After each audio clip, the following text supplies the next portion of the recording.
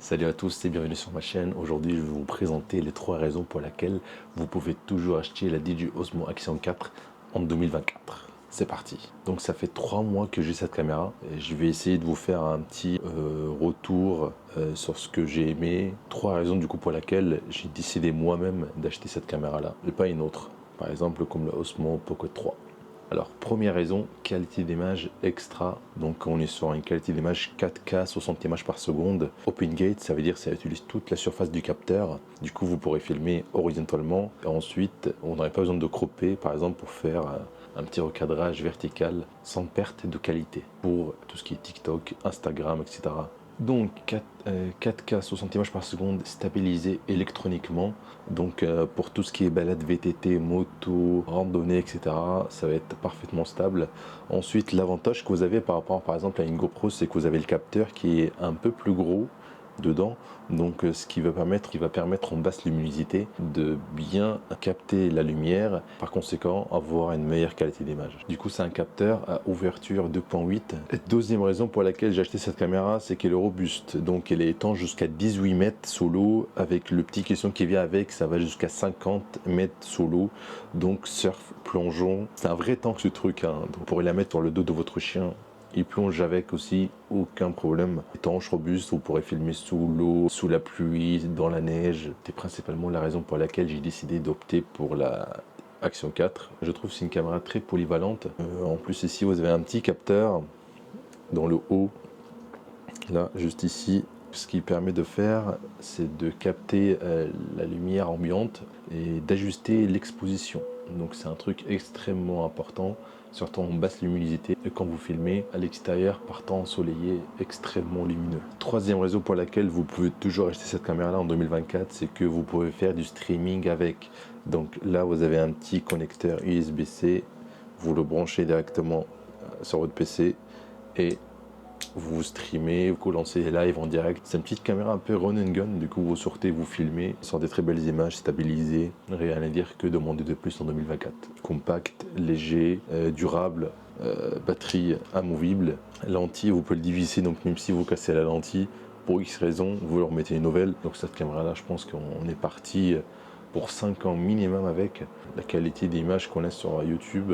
On a encore des beaux journées devant nous avec ce. Donc qualité d'image 4K 60 images par seconde, open gate, stabilisé, robuste, étanche, sous l'eau, sous la pluie, sous la neige, sous le feu, dans le feu, aucun problème. Streaming live, ça permet de faire un peu tout et n'importe quoi à l'extérieur. Je peux la mettre dans ma poche. Moi j'ai pris cette caméra là, mais pas que, j'ai pris le package, alors ça comprend plusieurs choses. Du coup, ça comprend ça. J'ai pris le pack aventure combo. Du coup, qu'est-ce que ça comprend ce pack là? Petit stick que vous voyez ici. Alors, c'est un petit stick qui va jusqu'à 1 mètre et quelques, hein. 1m20 ou 1m30. C'est extrêmement long, hein. Vous voyez, ça rentre même pas dans le cadre. Ça permet de faire des plans en hauteur, comme des plans en drone. Mini drone on va dire, du coup vous pouvez faire des plans extrêmement cool et créatifs avec ça, b-roll sur des voitures de course, etc. Ça donne des idées, voilà, c'est super sympa. Moi j'en ai déjà fait, j'ai filmé pendant les JO à travers les grilles qui étaient sur Paris. Ça m'a donné des plans extrêmement cool, sympa. Voilà. Deuxième chose pour laquelle j'ai pris le pack combo, l'indispensable chargeur de batterie, mais avec 3 batteries. Donc avec ça, on est bon pour la journée, facilement. 6 heures de contenu, ça va être au clignotant. Orange, ça veut dire ça manque un petit peu, faut recharger. Vert, ça veut dire c'est ok. Et là, vous avez un petit coin pour l'USB-C. Vous prenez une petite batterie externe pour recharger ça directement dans votre poche ou dans votre sac. Là, vous êtes parti pour des jours et des jours. À mon avis, c'est indispensable si vous partez faire des randonnées pendant des heures et vous n'avez pas envie de vous soucier de la batterie. Ce qui vient avec aussi, c'est le petit caisson qui va permettre aux caméras d'être étanches jusqu'à 50 mètres. Donc ça se présente comme ça et vous avez juste à mettre la caméra dedans, fermer ça et voilà, ça donne ça.